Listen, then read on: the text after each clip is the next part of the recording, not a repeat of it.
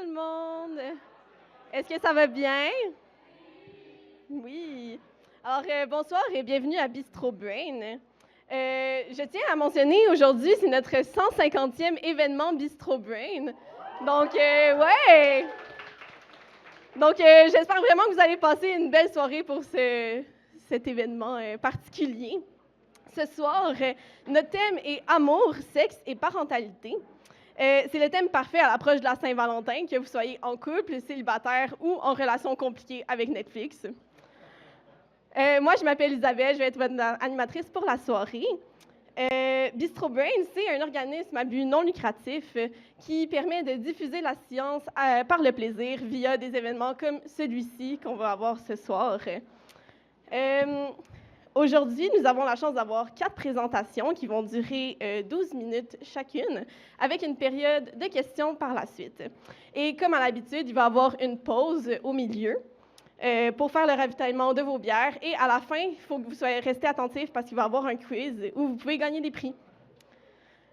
Avant de commencer, je vais prendre le temps de remercier nos commanditaires, donc la First et le Starhurst, ainsi que nos collaborateurs, le Cripcast et le labo Lions-nous. Je vais d'ailleurs laisser un temps de parole à Audrey Brassard, professeure-chercheur au département de psychologie de l'UDS et détentrice de la chaire de recherche du Canada sur la détresse relationnelle et la violence entre partenaires intimes.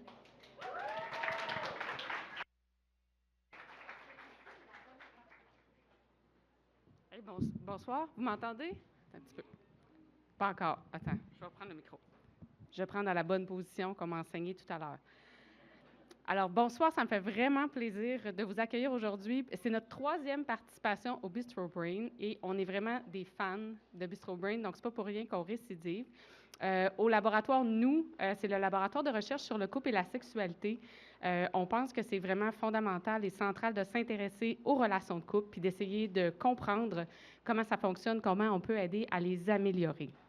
Dans la salle ici, là, à main levée, est-ce qu'il y a des gens en couple? Il y en a? Est-ce qu'il y en a qui veulent l'être? C'était pas pour moi, là. Juste que ce soit clair, c'est pas pour ça. On va aussi vous parler de nouveaux parents aujourd'hui. Est-ce qu'il y a des parents ici? Est-ce qu'il y en a qui veulent l'être? Quand même. Mais je veux vous mentionner que même si on va vous parler aujourd'hui des résultats d'une vaste étude qu'on a menée là, auprès des futurs et nouveaux parents, les résultats que vous allez entendre, ils s'appliquent vraiment à beaucoup de relations de couple, qu'il y ait un nouveau-né ou non dans le décor. C'est juste que vous allez voir, le nouveau-né, ça complique un petit peu les choses. Alors, ça me fait vraiment plaisir de vous présenter 4 valeureuses personnes étudiantes de mon équipe de recherche qui vont vous présenter magnifiquement leurs résultats de recherche. Puis j'espère que tout le monde, vous allez passer une très belle soirée. Merci d'être là.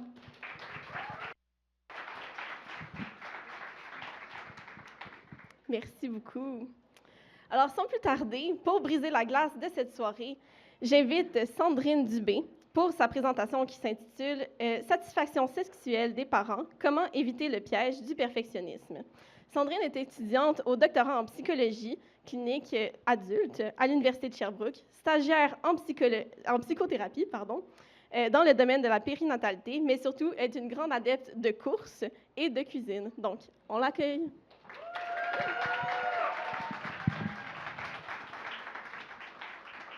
Donc, comme je disais, ça me fait plaisir d'être avec vous ce soir pour parler sexualité en postpartum. Avant d'entrer dans le vif du sujet, j'aimerais vous entendre. À main levée, y a-t-il des gens perfectionnistes dans la salle? Quand même, OK, je vois que je ne suis pas la seule, ça me rassure, merci. Maintenant, y en a-t-il qui connaissent des gens qui sont perfectionnistes? Votre blonde, votre chum peut-être? Je vois beaucoup de mains se lever, là. OK, super. Donc, comme on peut le voir, c'est pas rare là, de se considérer perfectionniste ou encore de connaître des gens qu'ils sont. C'est vrai chez monsieur, madame, tout le monde, mais également chez les nouveaux parents.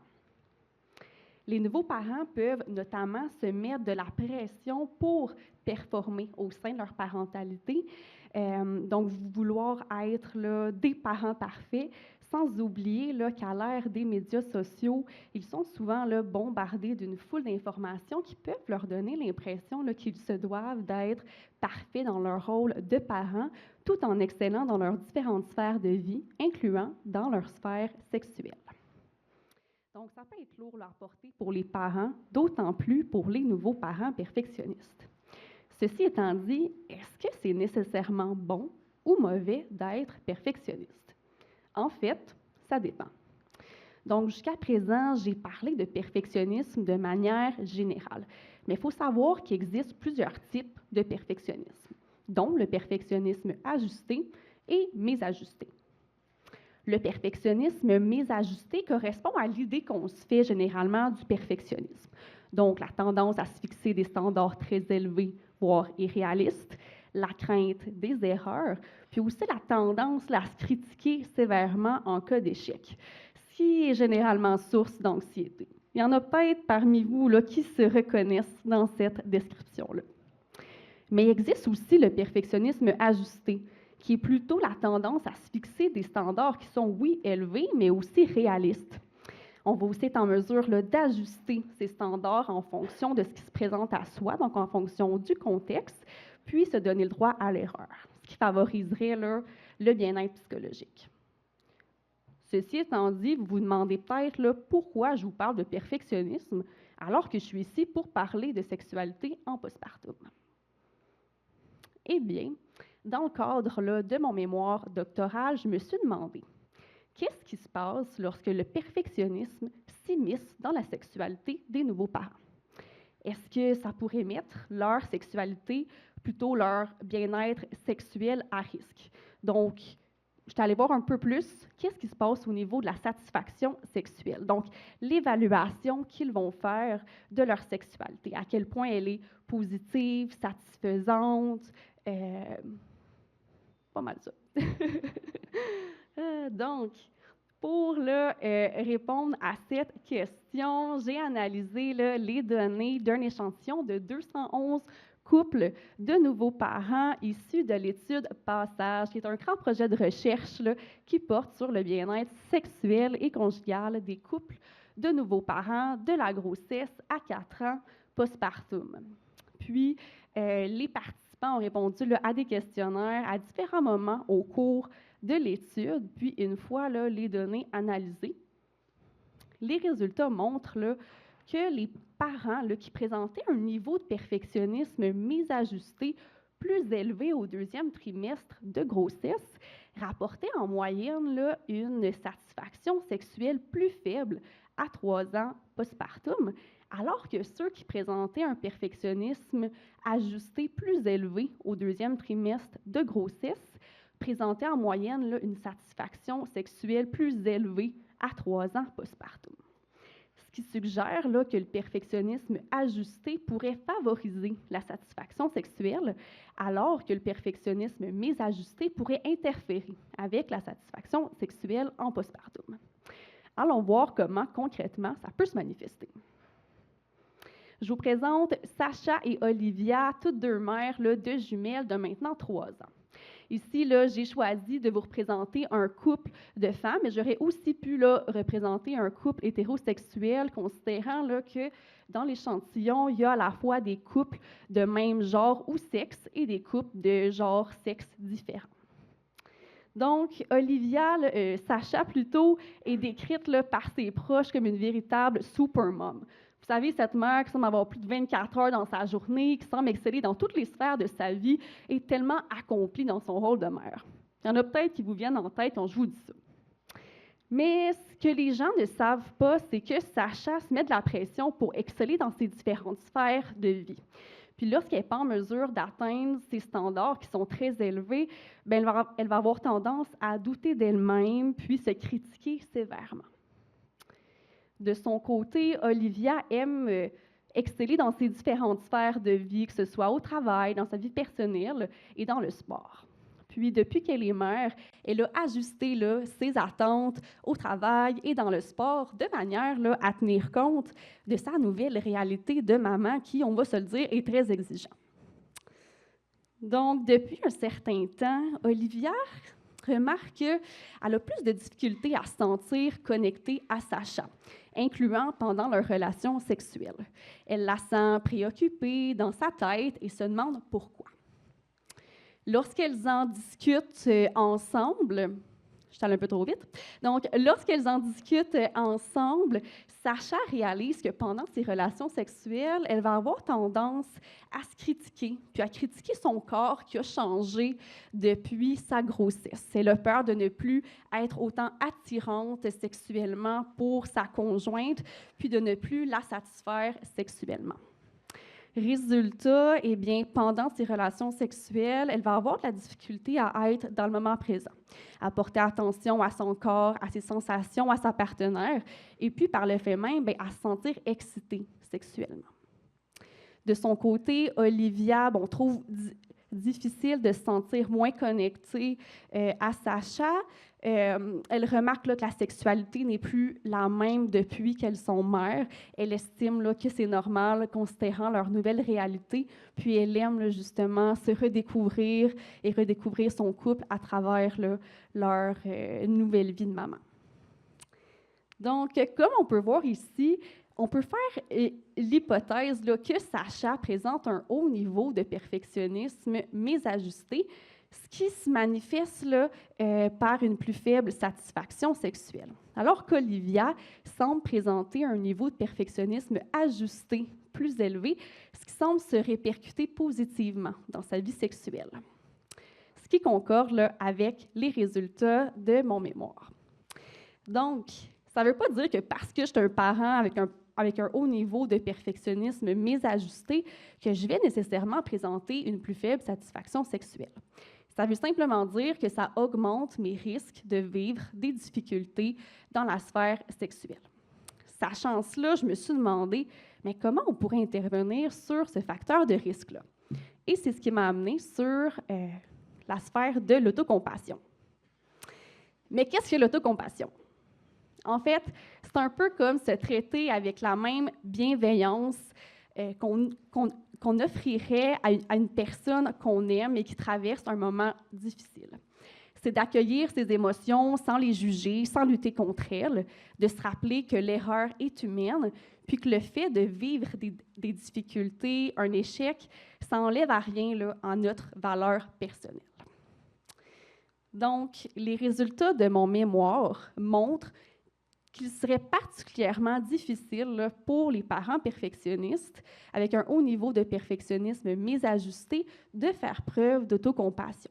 Puis que cette difficulté-là, bien, ça les amènerait justement à avoir davantage de difficultés dans la sphère sexuelle. Donc, la difficulté à faire preuve d'autocompassion se manifesterait là, par pourrait en partie expliquer là, le fait qu'il présenterait là, une plus faible satisfaction sexuelle à 3 ans postpartum, alors que les parents qui auraient un perfectionnisme ajusté plus élevé auraient plus de facilité à faire preuve d'autocompassion et donc que ça se manifesterait par une satisfaction sexuelle plus élevée. Ce que ça veut dire, eh bien, ça laisse penser là, que d'aider les nouveaux parents à développer là, leur autocompassion, mais ça pourrait les aider à favoriser leur satisfaction sexuelle, mais aussi à les aider là, à s'adapter à tous les défis là, que comporte la parentalité. Allons voir comment, concrètement, ça peut se manifester, ça, l'autocompassion. En fait, je suis encore allée trop vite.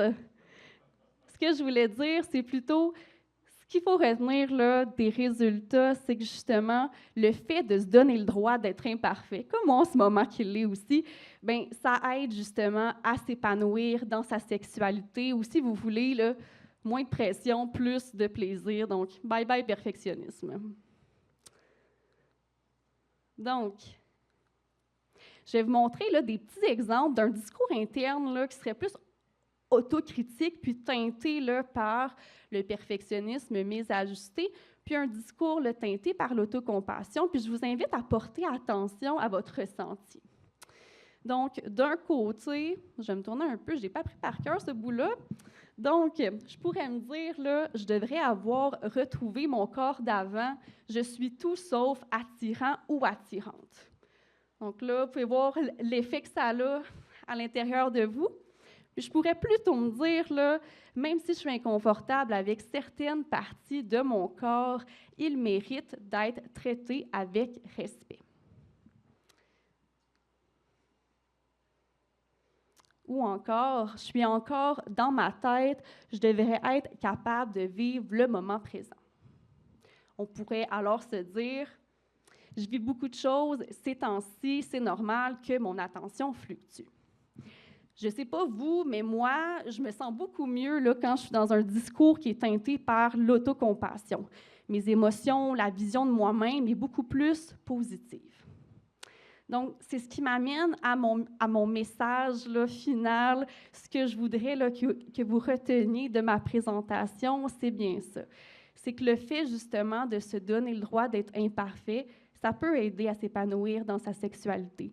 Ça semble être vrai pour les nouveaux parents, mais ça pourrait l'être aussi pour vous tous, que vous soyez parents ou pas.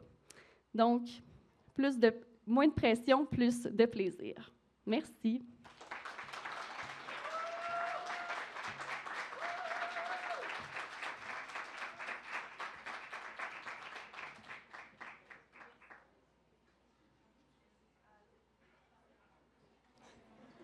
Merci beaucoup pour la présentation. Est-ce qu'il y aurait des questions sur la présentation? Oui, on a quelqu'un dans le fond là-bas. Hello. On vous parlait souvent d'autocompassion, mais est-ce qu'il y a une corrélation ou quelque chose qu'on pourrait établir comme lien entre l'autocompassion puis le lâcher-prise? Parce que souvent, j'ai l'impression que c'est quelque chose qui revient beaucoup quand on parle de l'autocompassion. Oui, il y a se parler comme gentiment, là, mettons qu'on dit ça de même, mais il y a tout ce qui est comme un peu lâcher-prise sur certains points, puis j'ai l'impression que, en tout cas, mettons, moi, si je dis que je suis mésadaptée perfectionniste, je me sentirais plus... C'est ça qui est difficile, puis c'est ça qui emmène, j'ai l'impression, vers la possibilité d'être plus autocompassionné envers nous-mêmes. Mais est-ce qu'il t'a établi un lien par rapport à ça, ou il y a des liens établis dans la littérature? Ça marche-tu? OK. Merci pour ta question. Je dois avouer que je ne me suis jamais posé la question, puis pour l'instant, je n'ai pas vu d'études là, sur le sujet, mais j'aurais tendance à dire que ça pourrait être plus difficile, effectivement, pour les personnes avec un haut niveau de perfectionnisme mésajusté de lâcher prise sur certaines choses. C'est le fait de vouloir atteindre des standards très élevés pourrait vouloir augmenter le désir d'avoir du contrôle par rapport à différentes sphères de vie. Mais pour l'instant, je n'ai pas d'autre idée qui me vient. On pourra s'en reparler après si jamais tu veux qu'on poursuive la discussion là-dessus. Merci. On a le temps pour une autre question, si jamais. Oui. Pas de micro, je vais y aller à moi. Qu'est-ce que vous auriez à dire typiquement des gens qui veulent faire preuve d'autocompassion, mais ont tendance à se dire c'est plus facile à dire qu'à faire parce que ça va se utiliser. Des gens qui viennent qu'à en être des gens qui viennent qu'à en dire bon, j'ai essayé, j'ai besoin d'autre chose. Qu'est-ce qu'on a à proposer à ces gens-là? Est-ce que vous voulez répéter? Oui, s'il vous plaît. Donc, ta question, si je comprends bien, c'est comment concrètement on peut aider quelqu'un à développer son autocompassion, une personne qui aurait essayé de le faire, mais ça n'a pas été trop fructueux. Est-ce que c'est bien ça? Oui. Mais en fait, dans l'autocompassion, il y a plusieurs choses. Une partie importante, c'est vraiment la présence attentive. C'est le fait de développer la capacité d'accueillir ses émotions dans le moment présent sans les juger. Puis ça, c'est un peu comme un muscle. Ça peut ressembler un petit peu à la méditation, si on veut. Donc, c'est le fait de justement voir, OK, qu'est-ce qui émerge à l'intérieur de moi, puis même le remarquer. Tu sais, quand je suis en train de me juger, je le remarque, OK, ça arrive, c'est correct. Tu sais, puis de juste porter attention à ce qui émerge à l'intérieur de soi. C'est justement quand on a de la difficulté à faire preuve d'autocompassion, bien, la première étape, ce serait de l'observer, tout simplement. Puis déjà de dire, OK, qu'est-ce que je dirais, par exemple, à un de mes amis qui dirait ça? Ou quand, par exemple, j'ai l'impression que je suis la seule à vivre des choses qui sont difficiles, bien, de s'arrêter. Puis, ah non, c'est vrai, tu sais, je ne suis pas la seule qui vit des choses difficiles. J'ai le droit de trouver ça difficile. Fait que je pense que c'est un travail, c'est un muscle, c'est quelque chose qui se développe lentement, mais sûrement. Mais je ne sais pas s'il y avait d'autres questions un peu plus précises par rapport à ça. Merci. Super. Peut-être une dernière rapide question en arrière? Oui, bonjour. Merci beaucoup pour le talk. J'avais une question parce que là, bon, tu m'as appris qu'il y avait deux types de perfectionnisme et là, maintenant que j'ai cette information-là, je me dis, hey, tu sais, il y a des sujets, par exemple, mon travail, que je me dis, hey, je suis très perfectionniste, mais c'est très ajusté. Alors peut-être que dans ma vie, tous les jours, c'est beaucoup moins ajusté. Donc là, je me demandais, comment est-ce qu'on définit dans une étude comme ça l'un ou l'autre chez quelqu'un? Si je comprends bien, c'est un peu de faire la distinction. Si, par exemple, des gens vont avoir un perfectionnisme peut-être plus mésajusté dans certaines sphères de vie versus ajusté dans d'autres, est-ce que c'est bien ça? Oui. Oui, donc dans le fond, là, nous, les participants, ont répondu plus de manière générale. Donc, c'était pas spécifique, là, par exemple, à l'emploi ou dans la vie personnelle, mais c'était plus de manière générale dans votre vie. Donc, c'était des questions, justement,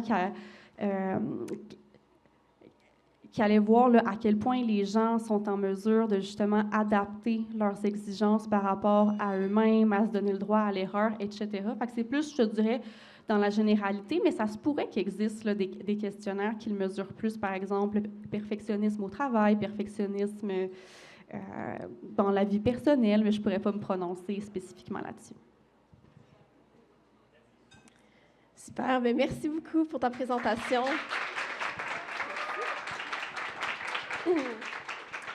Avant d'accueillir la prochaine personne, si vous me permettez, je vais bouger l'autre micro. Ça devrait être mieux pour vos oreilles, donc on va essayer ça.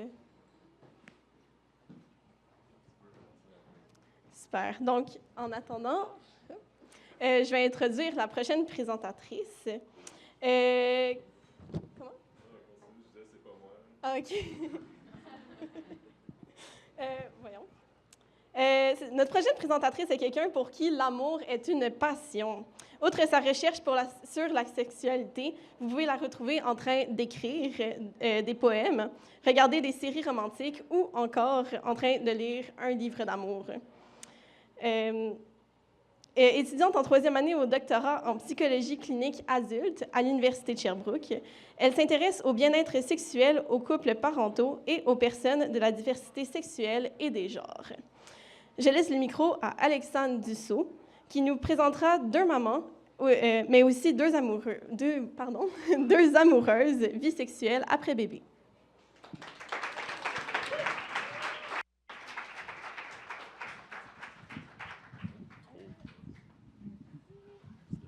Je vais le prendre, je pense. Bonjour, est-ce que vous m'entendez bien comme ça? Oui, parfait. Donc, moi, c'est Alexandre. Je suis vraiment contente de vous présenter ma recherche aujourd'hui. Donc, comme Sandrine l'a dit, il y avait 7 couples de femmes qui étaient dans l'étude passage. Donc, moi, je me suis concentrée sur eux. Donc, il y a 1,3 million de personnes qui s'identifient à la communauté 2E LGBTQIA+, à travers le Canada. Donc, ça donne environ une personne sur 20. Donc ça, c'est quand même vraiment significatif. Là, je vois pas très bien parce que je suis comme éblouie par les lumières, mais je pense qu'il y en a quelques-uns dans la pièce. Donc, bonjour aux personnes de la communauté dans la pièce. Wouh!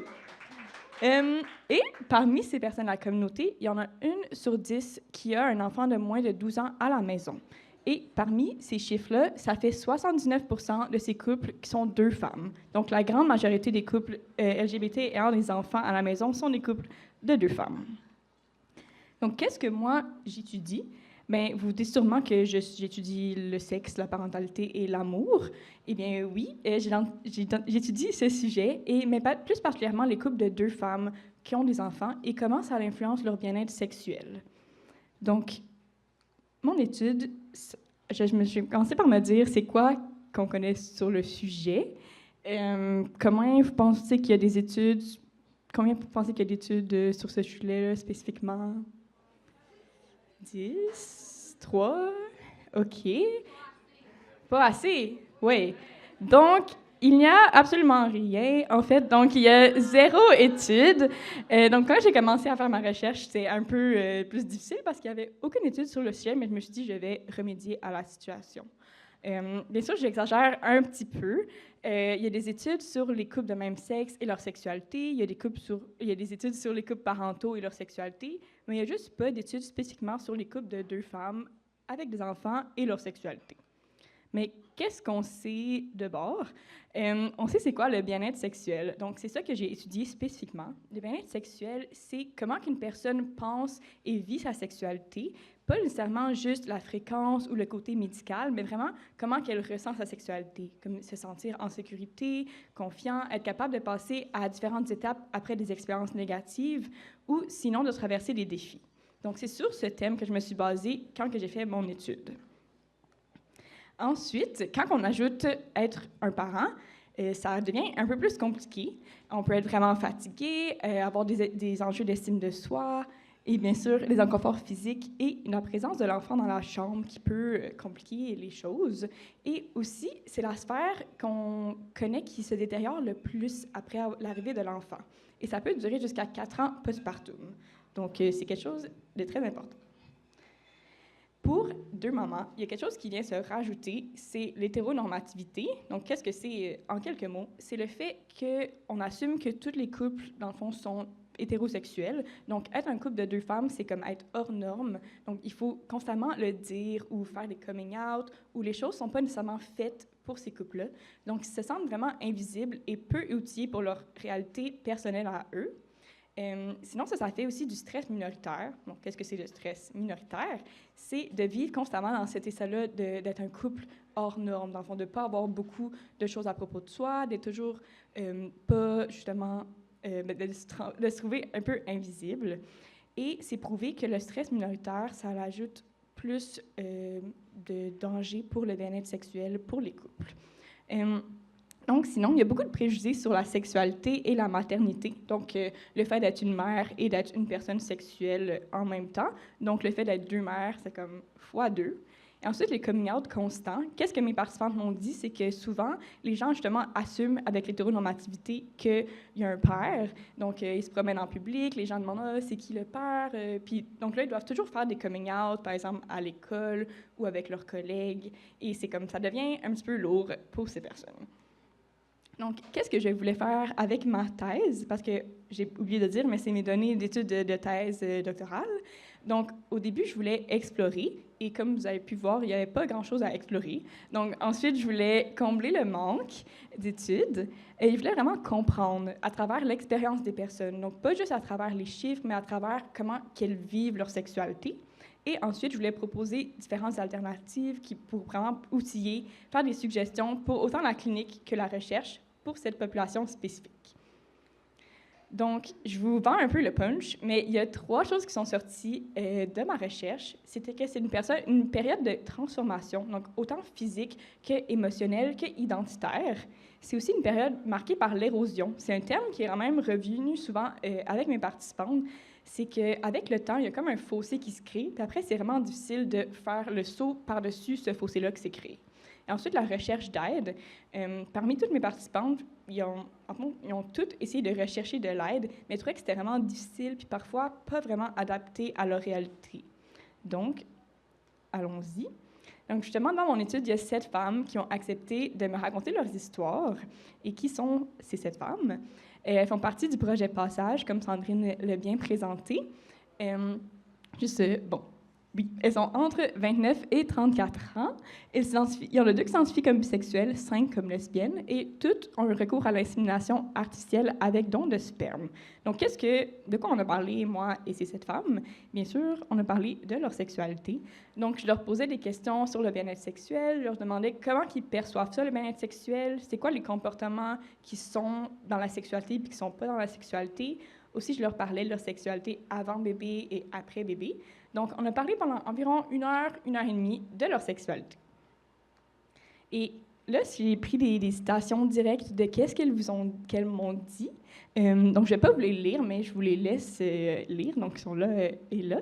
Donc, qu'est-ce qu'elles m'ont dit? Premièrement, pour la transformation, c'est qu'ils pensaient au début que ça allait être une transition, la transition à la parentalité, mais que finalement, c'était plus la transformation à la parentalité.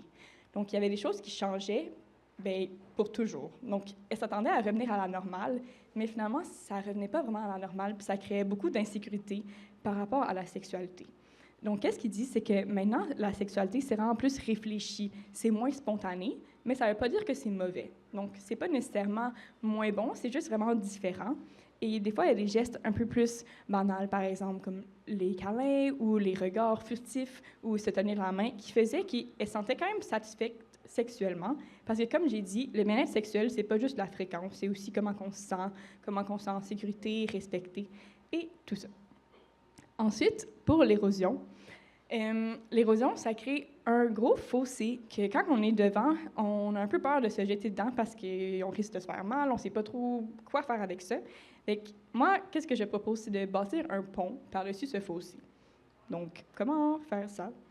Premièrement, c'est de comprendre pourquoi il y a ce fossé-là, de comprendre l'éloignement avec le temps. Ça va un peu avec la transformation, mais c'est sûr que quand ça fait 4 ans que les personnes sont vraiment occupées, il y a toujours des choses qui se passent n'importe quel moment de la journée, la sexualité, ça prend un peu le bord. Donc, c'est vraiment de prendre compte qu'il y a un fossé qui s'est créé, mais aussi qu'il faut encore faire des efforts pour retourner au sommet. Et il y a beaucoup de mes couples qui m'ont parlé, justement, qui ont l'impression qu'ils étaient comme sans espoir un peu, ils ne savaient pas comment revenir parce que ça faisait tellement longtemps, c'est tellement rendu différent que c'est comme, comment qu'on fait pour approcher ce fossé-là? Donc, ma troisième catégorie, c'est la recherche d'aide comme une lueur d'espoir. Donc, comme j'ai dit, toutes mes participantes ont fait une recherche d'aide, que ce soit avec une sexologue, psychologue, ou sinon avec des recherches plus en ligne pour avoir des cours ou des informations.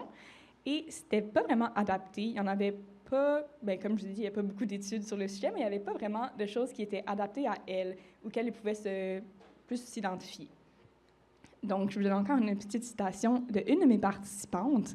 Puis elle a dit que qu'est-ce qui l'a aidé, c'est réaliser que le fait de devoir faire des efforts puis de devoir aller chercher de l'aide, ça ne voulait pas dire qu'elle n'aimait pas sa conjointe. Ça voulait juste dire que, justement, elle avait besoin d'aide, qu'elle était arrivée au bout de ses outils plus personnels.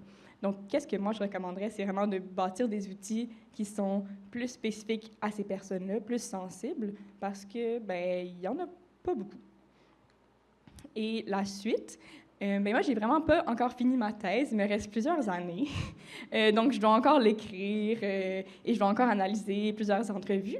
Donc, Mais, donc, j'aimerais quand même pouvoir aider ces personnes-là, les femmes que j'ai mentionnées. Donc, j'aimerais les aider pour la prévention, sensibiliser, aussi donner plus d'informations, puis aussi aider l'intervention, par exemple, psychologique, mais aussi médicale, plus informer tout le processus. Donc, ça, beaucoup de travail à venir. Et qu'est-ce qu'on peut faire? Bien, qu'est-ce qu'on peut faire? Premièrement, c'est d'en parler. Donc, si vous êtes là, c'est déjà un vraiment bon signe. Merci d'être là et de venir parler de sexe et de parentalité. Parce que quelque chose qui revenait vraiment dans toutes mes entrevues, c'était qu'elle se sentait invisible. Comme elle sentait qu'il n'y avait personne vraiment qui était là pour elle, ou il n'y avait personne qui comprenait totalement leur réalité. Donc, juste en parler, puis parler des différentes configurations de parents à travers la parentalité, ça l'aide vraiment. Sinon, il me disait que les attentes, ça l'avait pour beaucoup. Il y avait beaucoup d'attentes, comme que la sexualité elle revienne à la normale après, puis ça n'arrivait pas nécessairement. Donc, justement, avec la recherche, on peut voir que la sexualité, elle ne revient pas tout à fait à la normale, mais elle s'adapte. Ça ne veut pas dire qu'elle est moins bonne. Donc, juste de parler, de comprendre que les mamans, oui, sont des mamans, mais sont aussi des amoureuses. Puis la sexualité, ça change, ça transforme, mais ça ne disparaît pas. Donc, j'ai le période de questions, mais avant, vu que j'ai dit que je n'ai pas terminé ma thèse et aussi les autres personnes n'ont pas encore terminé, si jamais vous êtes intéressés par les résultats, vous pouvez aller sur nos pages Instagram et Facebook pour avoir plus de nouvelles de nos recherches si vous êtes intéressés. Donc, je vous ai mis les codes QR ici. Merci.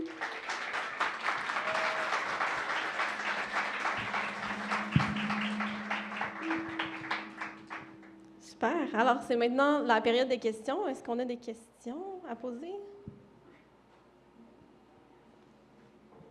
Non, ben je vais me lancer pour une d'abord. Ça serait quoi la différence, par exemple, entre un couple homosexuel puis hétérosexuel? Parce que là, tu as beaucoup parlé de homo, mais c'est quoi concrètement la différence entre les deux? Pour le bien-être sexuel? Oui, oui. Bien, mon étude, j'ai vraiment juste fait des entrevues avec les couples de 2 femmes. Fait que je peux pas trop parler de c'est quoi, qu'est-ce qui se passe vraiment l'expérience des couples hétérosexuels, mais de qu'est-ce qu'elles m'ont dit comparé à comme leurs amis qui sont en couple hétérosexuel. Oh, désolée. M'ont dit que qu'est-ce qui était différent, c'est comme leur communication, qu'elles communiquent vraiment entre elles, fait qu'au moins, s'il y a comme la sexualité elle va un peu moins bien, comme tous les couples, dont les couples hétérosexuels, mais il y a un peu moins de frustration comme qui s'accumule avec le temps parce qu'au moins elles en parlent que ça va pas bien. Donc c'est ça un peu que si je comparais les deux, c'est ça qu'elles m'ont dit. Parfait. Est-ce qu'entre-temps, on a eu d'autres questions dans la salle? Bon, ah, oui. Dans le fond, il y avait 7 couples de 2 femmes, mais il y a eu 7 participantes au total. Ah, OK. Je recommence. Donc, il y avait 7 couples de 2 femmes, mais il y a eu 7 femmes au total qui sont venues de parler. Les femmes qui n'ont pas accepté, c'était quoi qui se passait? Y avait-il eu des séparations, par exemple? Non, il y avait juste un couple qui s'était séparé, auquel j'ai pu contacter. Il y en a comme 2 qui m'ont pas répondu. Puis sinon, il y en a 3 qui ont participé en tant que couple. Donc, les entrevues, c'était individuel, mais les 2 membres du couple participaient. Puis il y en a un des couples que c'est juste une des conjointes qui a participé, puis sa conjointe, ça lui tentait pas. Donc, c'était plus par manque de temps, parce que c'était quand même 1h30 de parler de leur sexualité. Donc, des fois, c'est un peu inconfortable. Mais oui, c'est ça. Oui. Je vais utiliser ma voix aussi, mais je suis enseignante, donc je suis habituée de projeter ma voix. Est-ce que l'âge des enfants qu'il y avait un impact sur, mettons, justement sur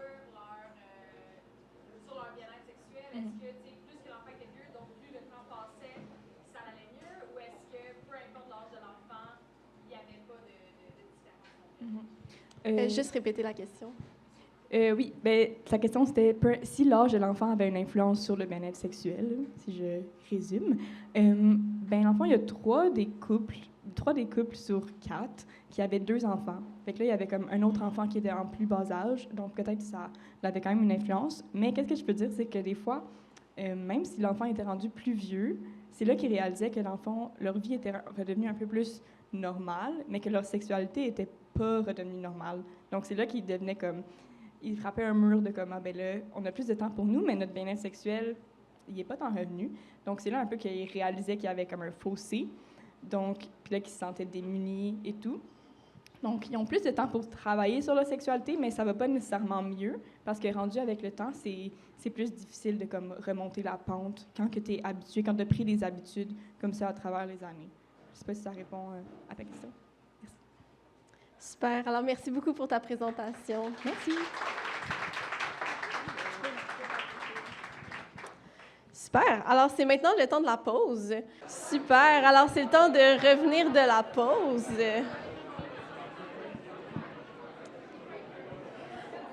Donc, j'espère que vous avez eu le temps de faire le plein de bière que vous allez pouvoir siroter pendant la prochaine présentation. Présentation d'ailleurs qui va être donnée par Iona Negra entre son amour pour son chat Tulipe et sa dépendance au thé. Elle est étudiante au doctorat en psychologie clinique adulte à l'Université de Sherbrooke. Elle nous présentera du duo au trio, comment le couple se transforme. Donc, profitez bien de sa présentation.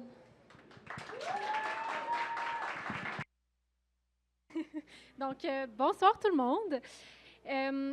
Est-ce que vous avez déjà entendu parler de la fameuse stratégie d'avoir un bébé pour sauver son couple? Est-ce que vous pensez que c'est une bonne idée? Non! Ah ben parfait, vous savez déjà, j'ai pas besoin de présenter dans le fond. C'est une blague. Aujourd'hui, on va répondre à cette question-là et on va aller un peu plus loin pour voir qu'est-ce qui se passe réellement au niveau de la relation amoureuse après l'arrivée d'un premier enfant. En d'autres mots, on va parler de la satisfaction dans le couple des nouveaux parents. La satisfaction dans le couple, c'est à quel point est-ce qu'une personne se considère heureuse dans sa relation, qu'elle est engagée, donc qu'elle se voit à long terme avec son ou sa partenaire et qu'elle sent qu'elle peut se confier à sa personne. Bon, je vous vole le punch tout de suite. Malheureusement, contrairement aux croyances populaires, l'arrivée d'un premier enfant, ça a tendance à faire diminuer la satisfaction dans le couple des nouveaux parents, pas l'augmenter. Et en même temps, la majorité des couples de nouveaux parents se considèrent quand même satisfaits dans leur relation. Donc, qu'est-ce qui se passe? Comment c'est possible? Explorons. Mais avant, comment est-ce que je suis arrivée à cette conclusion-là? Bon, ça pourrait vous surprendre, mais moi, quand j'ai commencé à étudier les nouveaux parents, ça m'a fait questionner tous mes choix de vie. Je n'étais plus pantoute sûre si je voulais des enfants. Pourquoi? Parce qu'en fait, il y a beaucoup d'études qui suggèrent que la satisfaction de couple des nouveaux parents diminue beaucoup et longtemps après l'arrivée du premier enfant. Fait que là, je me suis dit, wow, OK, je me doutais qu'un bébé, ça n'allait pas sauver un couple, mais est-ce que ça va le détruire? Fait que là, j'ai pris une grande respiration, j'ai analysé la situation et j'ai réalisé que les études sur la satisfaction dans le couple des nouveaux parents se sont beaucoup basées sur la moyenne générale, ce qui a été très pertinent pour nous pister sur la réalité des nouveaux parents, mais ça peut cacher des réalités bien différentes entre les couples de nouveaux parents. Pour mieux illustrer le concept, c'est comme si tu prends une classe d'école et tu veux étudier leur réussite scolaire. Pour faire ça, tu peux prendre les notes de chaque étudiant et en ressortir une seule moyenne générale. Ça va te donner une bonne première idée. Mais si tu regardes de plus près, tu pourrais remarquer qu'il y a différents sous-groupes d'élèves avec des réalités bien différentes. Puis tu pourrais même te poser la question, combien d'élèves est-ce qu'il y a dans chaque sous-groupe, puis qu'est-ce qui les différencie? Là, ça pourrait te donner bien plus de contexte. Donc, quand j'ai réalisé que les études sur les nouveaux parents sont surtout basées sur des moyennes générales, j'ai commencé à regarder autour de moi parce que je suis bel et bien rendue à l'âge où mes amis commencent à avoir des enfants. Et j'ai réalisé que les réalités des nouveaux parents sont très variées. Il y en a pour qui ça n'aurait jamais été mieux, puis il y en a d'autres qui sont à 2 cheveux d'un homicide mutuel à chaque matin. Donc là, pour mieux comprendre qu'est-ce qui se passe, puis pour donner suite aux études précédentes, j'ai décidé de regarder tout ça de plus près avec la deuxième méthode. Pour faire ça, j'ai analysé les données de 211 couples de nouveaux parents de l'étude passage qui ont répondu à des questionnaires en ligne à 5 reprises de leur 2e trimestre de grossesse jusqu'à 2 ans suivant la naissance de leur premier enfant. Puis ce que j'ai trouvé, c'est qu'il y aurait surtout, 3 principales sous-groupes de nouveaux parents quant à l'évolution de leur satisfaction conjugale de la grossesse aux 2 ans de leur premier enfant. Pour simplifier les choses, on peut s'imaginer 3 couples fictifs, chacun appartenant à un des sous-groupes. Donc, on a Jean et Jeanne, Sophie et Sofiane, et Marie et Marc. Jean et Jeanne font partie du premier sous-groupe avec 118 couples sur 211, donc un peu plus de la moitié de l'échantillon. C'est aussi le meilleur cas de figure. À la grossesse, les 2 sont très satisfaits de leur relation. Après l'arrivée de bébé, la satisfaction des 2 diminue quand même, mais aux 2 ans de leur enfant, les 2 sont encore bien satisfaits de leur relation. Globalement, ça va très bien pour eux. Sophie et Sofiane font partie du 2e sous-groupe, avec 53 couples sur 211, donc un quart de l'échantillon. Durant la grossesse, les 2 sont bien satisfaits de leur relation. Bon, ça pète pas le feu autant que pour Jean et Jeanne durant leur grossesse, mais globalement, ça va bien. Par contre, après l'arrivée de bébé, la satisfaction des 2 diminue de manière importante, et ce, surtout pour Sophie qui a porté le bébé. Aux 2 ans de leur enfant, Sophie vit même ce qu'on appelle la détresse relationnelle. Ça se peut qu'elle sente qu'elle s'est beaucoup éloignée de Sofiane, puis qu'elle remette même en doute la relation. Marie et Marc font partie du 3e sous-groupe, avec 40 parents sur 211, ou environ 1/5 de l'échantillon. Durant la grossesse, Marie, elle est très satisfaite de sa relation. Mais Marc l'est beaucoup moins. C'est comme s'ils ne sont pas sur la même longueur d'onde à ce niveau-là. Puis une fois le bébé arrivé, la satisfaction des 2 diminue de manière importante. Aux 2 ans de leur enfant, les 2 ne sont pas très satisfaits de leur relation, mais Marc l'est encore beaucoup moins. On peut voir qu'il vit lui aussi de la détresse relationnelle comme Sophie. Bon, si on prend un pas de recul, qu'est-ce qu'on observe? En fait, c'est que peu importe le sous-groupe de parents, l'arrivée d'un premier enfant a tendance à faire diminuer la satisfaction dans le couple. Donc, si je vous redemande encore, est-ce que c'est une bonne idée d'essayer de sauver son couple en ayant un bébé? Non! Bon, vous le saviez déjà, mais là, vous avez des données pour vous baquer. Par contre, ce qu'on observe aussi, c'est que c'est pas parce que la satisfaction diminue qu'on devient insatisfait. On se rappelle de Jean et Jeanne, qui représentent plus de la moitié de l'échantillon et qui vont très bien. Mais comment est-ce qu'on peut expliquer que la satisfaction a diminué quand même un peu pour tout le monde? En fait, l'arrivée d'un premier enfant, c'est une période de grande adaptation pour tous. Un bébé, ça amène plein de changements, puis ça, ça peut être une épreuve considérable pour le couple. Premièrement, un bébé, ça occupe beaucoup de temps dans une journée. Moins de temps, ça veut dire moins de temps pour le couple et donc moins de moments d'intimité et de connexion. Peut-être que Jean et Jeanne étaient habitués à sortir en amoureux 3 fois par semaine avant l'arrivée de bébé, puis depuis, ils peuvent seulement se permettre de sortir une fois. On s'entend, sortir une fois par semaine avec un bébé, c'est vraiment bon, mais c'est juste pas autant qu'avant. Donc là, ça peut quand même impacter leur satisfaction.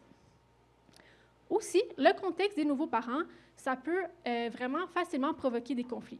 On dort moins bien, donc on est plus irritable, on a plein de nouvelles responsabilités, donc une nouvelle division des tâches, plein de décisions, donc potentiellement plus de désaccords. Il y a souvent un écart dans les désirs sexuels qui peut se créer, ce qui peut amener aussi là, des conflits, des insécurités. Et c'est quand même un poids financier qui est considérable, qui peut apporter des discordes. Peut-être que pour Marie, c'est vraiment important d'acheter de la purée pour bébé bio, alors que pour Marc, ces trucs-là, c'est juste du marketing. Bon. En gros, si vous avez eu un bébé récemment et que vous n'avez aucune difficulté dans votre couple, vous pouvez vraiment vous féliciter. Vous êtes un peu comme une licorne magique, puis on est tous vraiment chanceux là, de vous côtoyer ce soir. Par contre, si vous vivez certaines difficultés, sachez là, que c'est tout à fait normal et que vous n'êtes définitivement pas seul là-dedans. Ce n'est pas une transition de vie qui est facile pour le couple, même si elle reste empreinte de tellement de merveilles, de sens et de joie.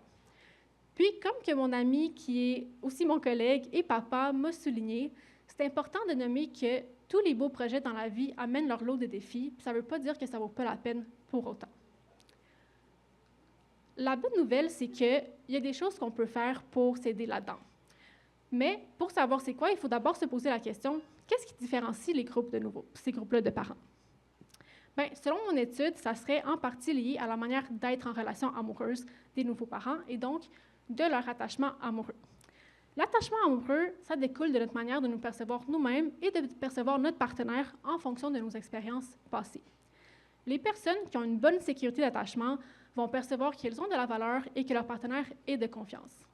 En conséquence, elles sentent qu'elles peuvent compter sur leur partenaire, elles n'ont pas de difficulté à exprimer leurs besoins clairement et elles ont tendance à percevoir que leurs difficultés de relation sont gérables et temporaires. Selon mon étude, ces personnes-là auraient plus de chances que leur satisfaction dans le couple à la grossesse soit plus élevée et qu'elle diminue moins par la suite. En d'autres mots, ils ont plus de chances de faire partie du groupe de Jean et Jeanne. En contrepartie, la satisfaction serait plus faible et l'adaptation plus difficile pour les parents qui ont des insécurités d'attachement. Les insécurités d'attachement peuvent se manifester d'une part par une vision négative de soi-même, et donc des pensées qui sont centrées autour de la peur de perdre l'autre, un besoin important de réassurance et une tendance à douter de sa valeur dans la relation. On pourrait penser à des pensées comme « il semble irrité, ça doit être de ma faute ». J'ai peur qu'il me laisse si je ne regrette pas ma forme d'avant. Et on passe moins de temps ensemble récemment, ça doit être parce qu'il m'aime moins. D'un autre côté, les insécurités d'attachement peuvent se manifester par la crainte que notre partenaire ne peut pas répondre à nos besoins. Et donc, des pensées qui sont centrées autour de la protection de son autonomie, de la mise à distance des besoins émotionnels et de la mise à distance des besoins émotionnels et du fait de s'éloigner un peu quand l'intimité devient trop grande. On peut s'imaginer des pensées comme « on m'en demande trop depuis l'arrivée de bébé, je suffoque ». C'est difficile, mais il faut que je me débrouille toute seule et je sens qu'on s'éloigne, mais ça ne me tente pas d'en parler. On peut comprendre pourquoi que le fait de vivre plus de conflits et d'avoir moins de moments de connexion, ça peut être particulièrement difficile pour les nouveaux parents qui ont des insécurités d'attachement élevées. Bon. En regardant tout ça, qu'est-ce qu'on peut faire pour s'aider maintenant dans son couple? En fait, on peut adopter des comportements qui vont nourrir notre sécurité d'attachement. Par exemple, on peut faire un effort pour planifier des moments de connexion à deux, que ce soit des petits moments au quotidien quand bébé dort ou des activités plus planifiées quand elle se fait garder. Ça peut aussi être de faire le choix conscient de communiquer nos émotions difficiles quand on les vit et en retour d'écouter et de soutenir son ou sa partenaire quand il ou elle fait la même chose. Comme ça, on peut s'approcher au lieu de s'éloigner dans les moments difficiles. Aussi, ça peut être de s'encourager l'un l'autre dans ce nouveau rôle de parent, en soulignant les bons coups de chacun. Finalement, ça peut être de s'offrir du soutien concret pour faire face à ces nouveaux défis-là en tant qu'équipe, plutôt que séparément ou pire, un contre l'autre. Par exemple, ça peut être de prendre le pouls à chaque matin du niveau d'énergie de chacun pour, ensemble, s'entendre sur c'est quoi des attentes réalistes pour les tâches de la journée aujourd'hui. Donc, qu'est-ce qu'on a appris aujourd'hui? En fait, c'est que l'arrivée d'un premier enfant, c'est pas une transition qui est facile pour le couple, mais c'est pas tout noir non plus. Un bébé, ça va pas sauver une relation, mais c'est pas parce que la satisfaction a la tendance à diminuer qu'elle devient une insatisfaction. Et si on fait des efforts pour s'assurer qu'on a des moments de connexion à deux, pour s'encourager un l'autre là-dedans, pour partager et se soutenir dans nos émotions difficiles et pour faire face aux épreuves en tant qu'équipe, bien, on met les chances de notre côté pour que cette transition-là se fasse de manière plus souple. Et petit fun fact bonus avant de vous quitter, il y a plusieurs études qui suggèrent que les parents qui étaient déjà conscients que l'arrivée d'un enfant pourrait apporter certains défis pour le couple font partie de ceux qui s'adapteraient le mieux à cette transition-là. Donc, en ayant écouté ma présentation, vous partez déjà d'un meilleur pied. Voilà, merci.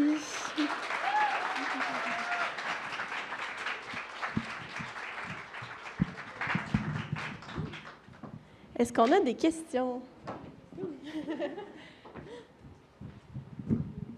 J'étais prête à partir, moi.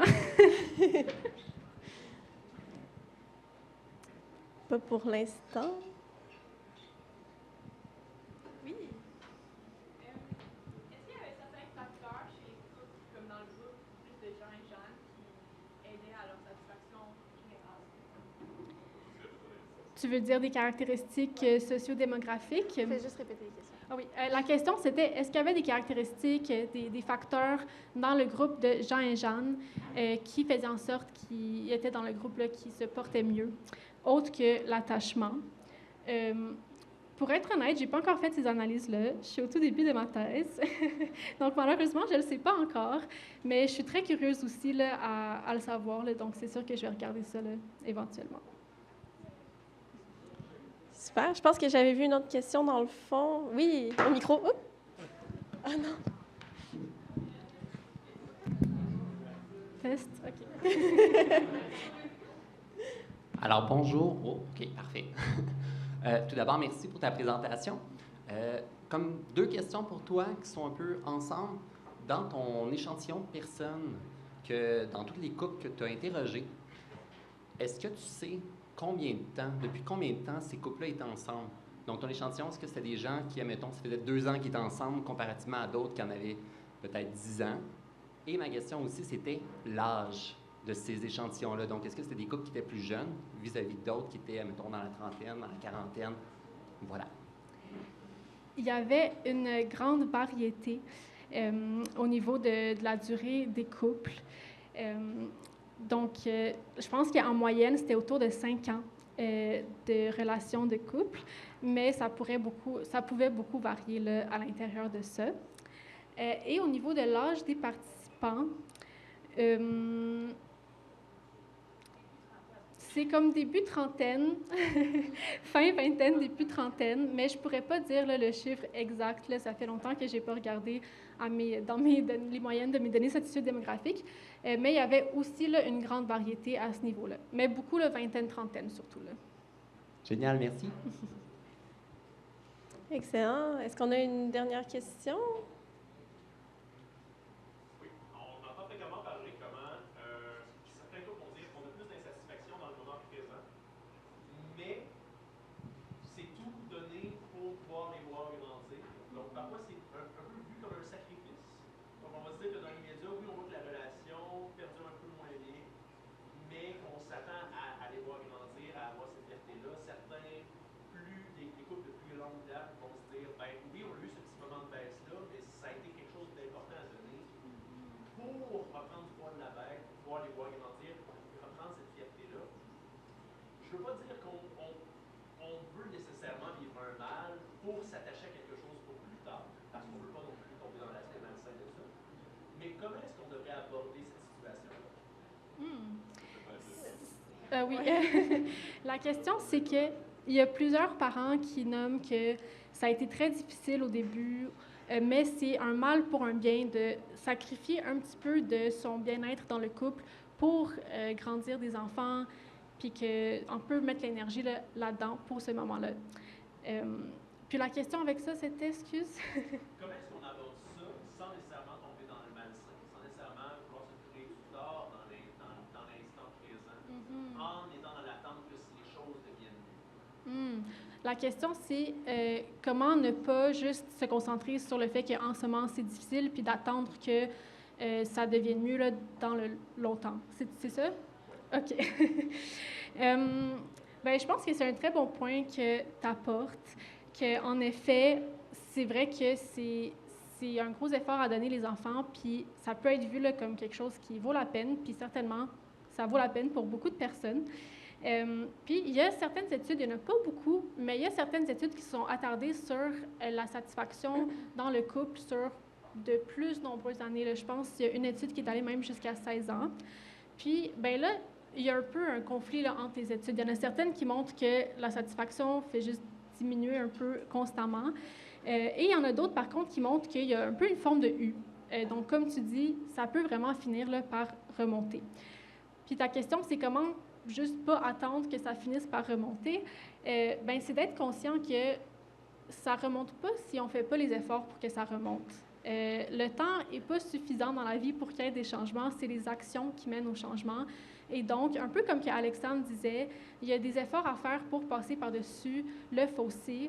Et je pense que c'est important de regarder sa relation, prendre l'état, noter l'état des choses, avoir de l'autocompassion pour le fait que c'est difficile en ce moment, puis c'est normal.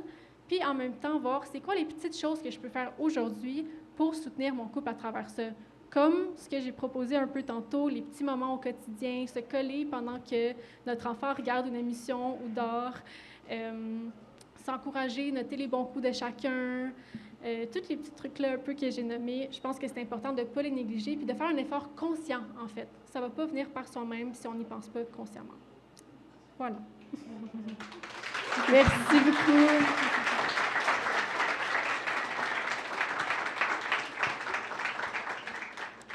Super. On est malheureusement déjà rendu à notre dernière présentation de la soirée. Oui. Mais on termine bien la soirée sur la présentation de Noémie Beaulieu, qui répondra à la question « Peut-on être un parent sexy? » Noémie est chargée de cours et stagiaire postdoctorale en psychologie à l'Université de Sherbrooke. Elle est aussi psychologue clinicienne. Elle s'intéresse particulièrement au bien-être sexuel et relationnel des couples adultes qui font face à différentes épreuves, comme la transition à la parentalité et à la maladie chronique. On peut l'accueillir. Merci.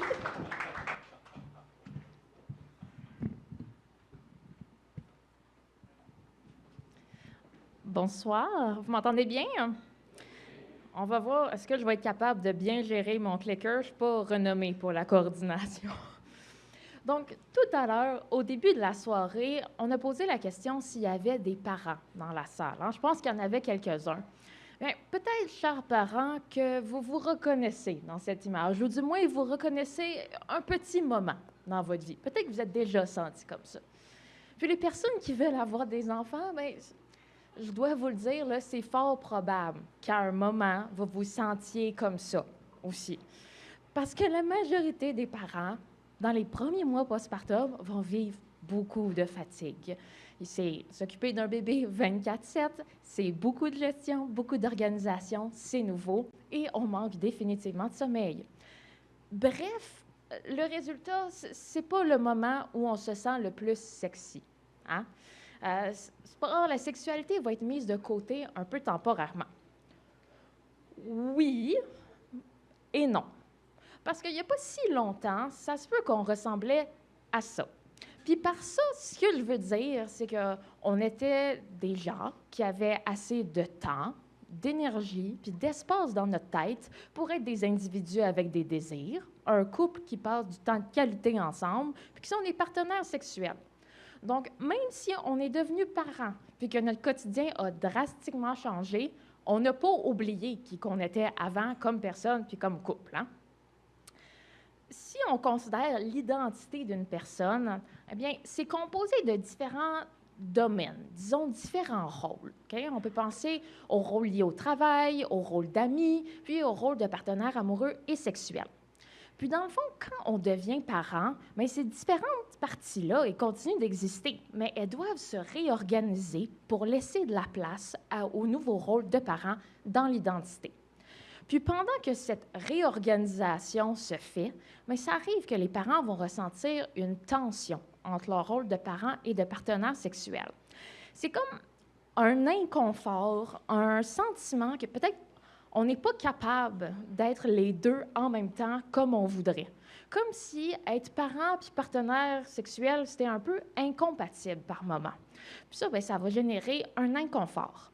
On pourrait aussi utiliser le terme conflit de rôle, mais pour ce soir, j'utilise tension pour vraiment refléter ce tiraillement intérieur qui est inconfortable et que plusieurs personnes peuvent ressentir dans cette période du postpartum. Mais dans les faits, dans la recherche, on ne sait pas vraiment qu'est-ce qu'il y en est. On a très peu parlé de la tension entre les rôles, puis seulement chez les mères. Donc, on ne sait pas les partenaires qui n'ont pas porté l'enfant, est-ce que c'est quelque chose qu'ils vivent? Puis, on ne sait pas non plus comment ça peut se manifester dans la sexualité au quotidien. Je veux dire, ça a un impact? Alors, on a exploré cette grande question avec la même étude dont vous avez entendu parler toute la soirée, l'étude Passage.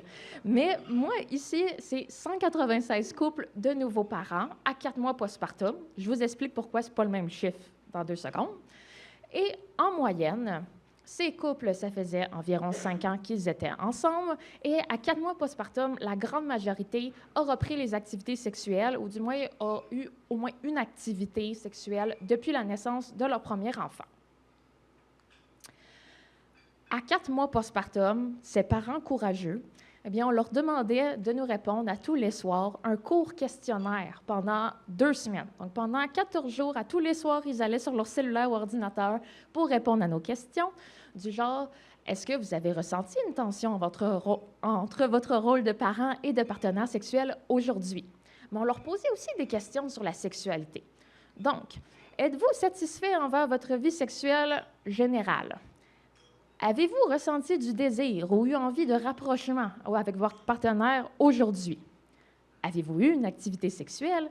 Et si oui, est-ce que c'était agréable? Est-ce que vous avez eu du plaisir? Et là, bien, on a moins de couples qui ont répondu aux journaux quotidiens parce que c'est vraiment demandant, surtout à 4 mois postpartum. Merci à tous ceux qui ont complété nos journaux. Donc, c'est pour ça que le chiffre est un peu plus petit.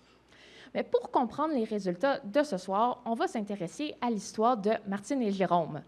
Pour ceux qui sont venus nous voir dans les dernières années, Martine et Jérôme, ça fait 3 fois qu'ils m'accompagnent à Bistro Brain. Ce sont des compagnons très fidèles qui vivent vraiment beaucoup de choses diverses dans leur vie.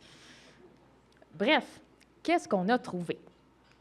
Donc, on s'est rendu compte que Martine, en moyenne, à travers les 14 jours, c'est une maman qui ressentait plus de tension entre les rôles que la moyenne des mères. Puis ça faisait qu'elle avait une moins bonne satisfaction sexuelle et que Jérôme, son conjoint, avait aussi une moins bonne satisfaction sexuelle. Donc peut-être que cette tension-là, Martine, elle la ressent fréquemment, puis que ça change l'ambiance dans le couple. Peut-être que ça va nuire à leur épanouissement sexuel.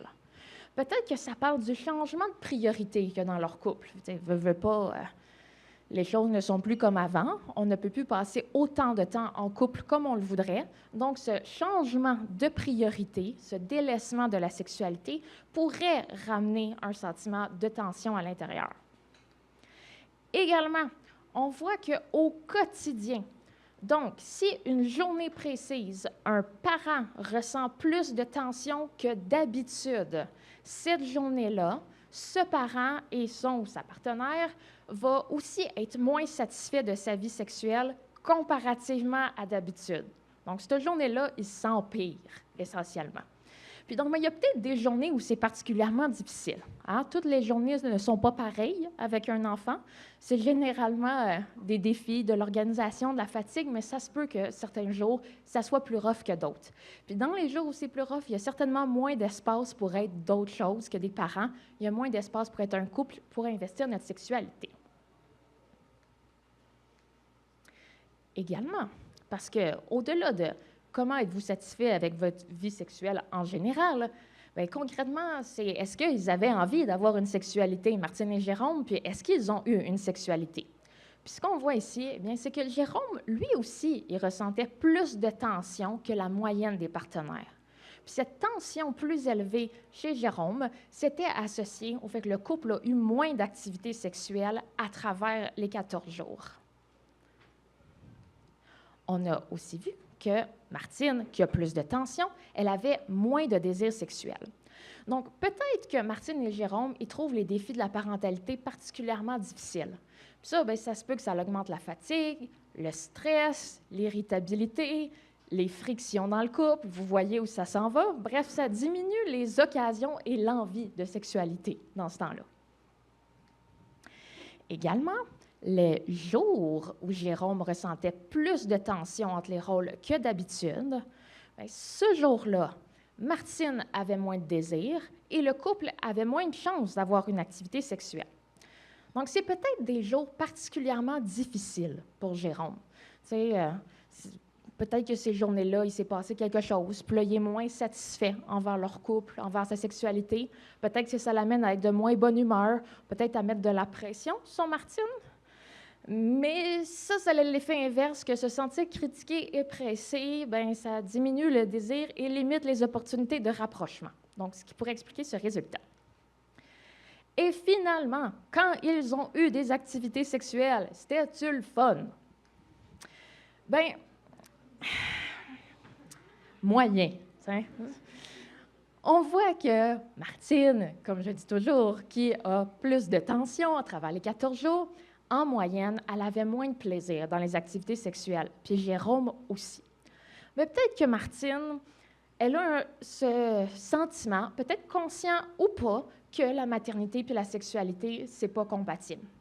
Ou peut-être que, comme de nombreux parents, elle a la tête pleine.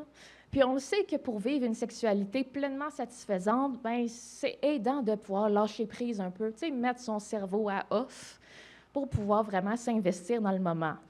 Mais là, c'est pas toujours facile en tant que parent. Hein? On pense aux choses qu'il y a à faire, la vaisselle qui s'empile dans l'évier, le lavage qu'on n'a pas fait. Il ne faut pas faire de bruit, pas réveiller bébé.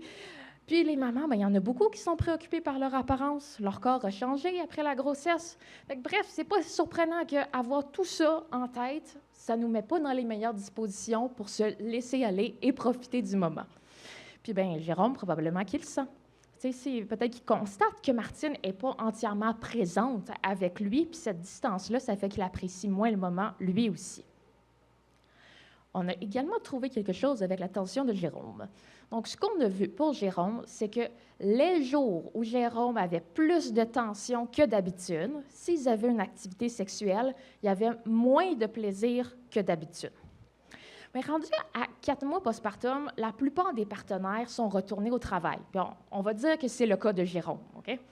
Et donc, ça fait qu'il y a des jours précis où est-ce que la tension est probablement pire que d'autres. Tu sais, par exemple, la fin de semaine, quand là, les deux parents sont là à temps plein, donc on fait plus face aux défis de la parentalité, il y a plus d'opportunités de désaccord sur les responsabilités parentales, et donc ça fait que si on a une activité sexuelle, ça se peut que ça soit moins enivrant que d'habitude dans ce contexte-là.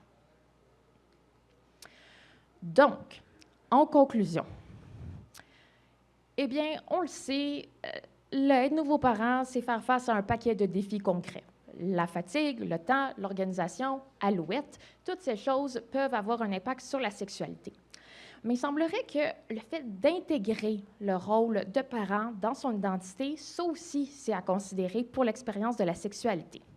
Puis on se rend compte que tant les mères que les partenaires qui n'ont pas porté l'enfant vont ressentir cette tension-là, mais ça va être à un niveau différent, disons.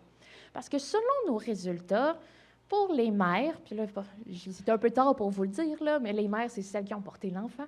Donc, les mères, donc c'était plus en général. Donc, peut-être qu'elles ont plus une tension globale pendant cette période-là, et puis ça va avoir un impact sur leur perception générale de leur sexualité.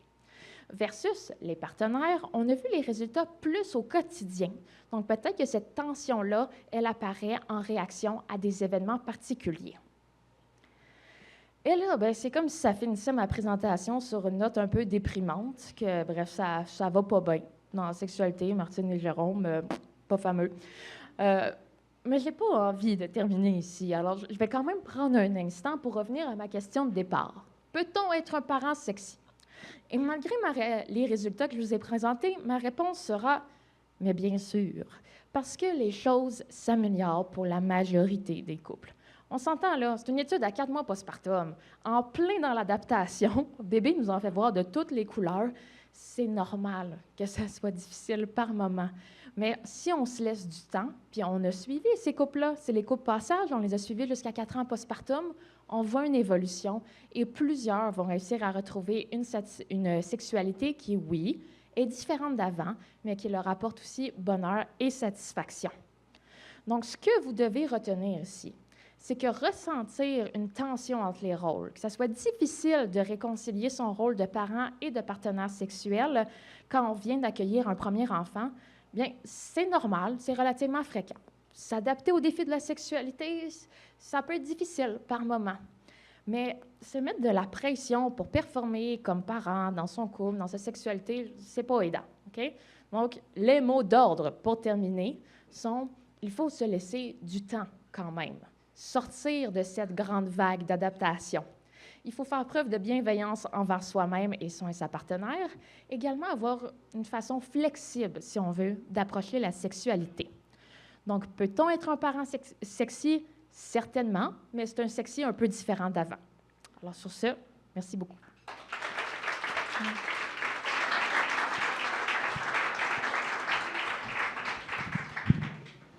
Merci beaucoup pour la présentation. Est-ce qu'on a des questions dans la salle? Tout était pas mal clair.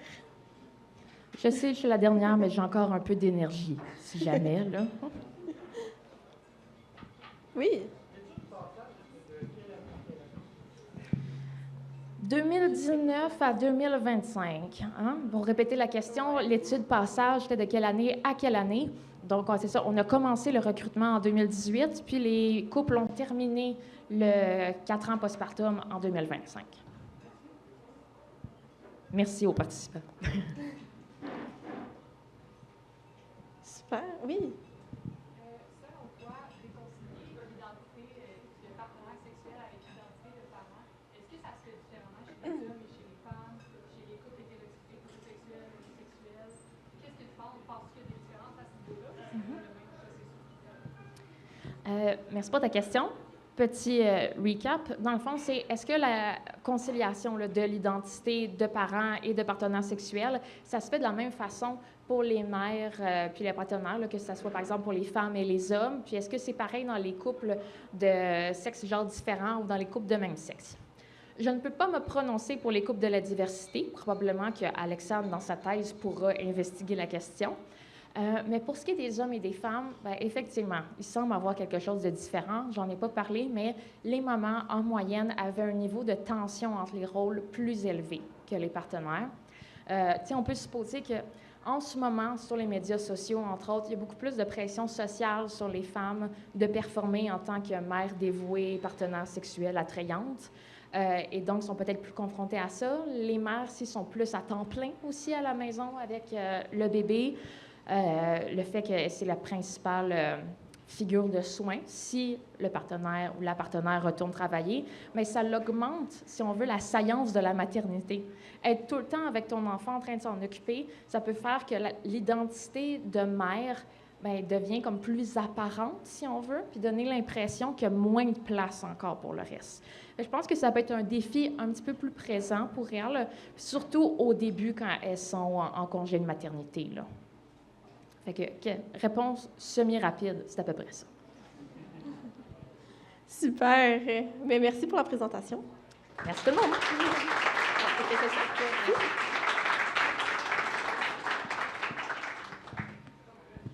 Super. Donc, c'est ce qui conclut l'événement Amour, sexe et parentalité et officiellement notre 150e événement. Donc, merci beaucoup.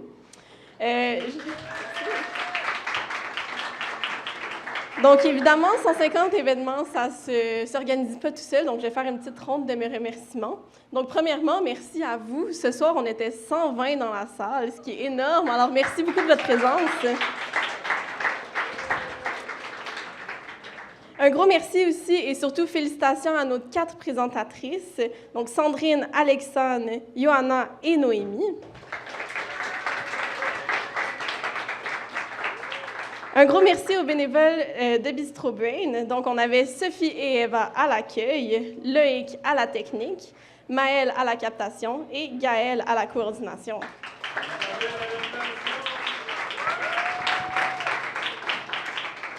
Merci aussi au Bistro Brain pour son accueil et l'équipe qui nous a servi. On avait au service Gabriel, Nathan et Benjamin et Roch à la cuisine.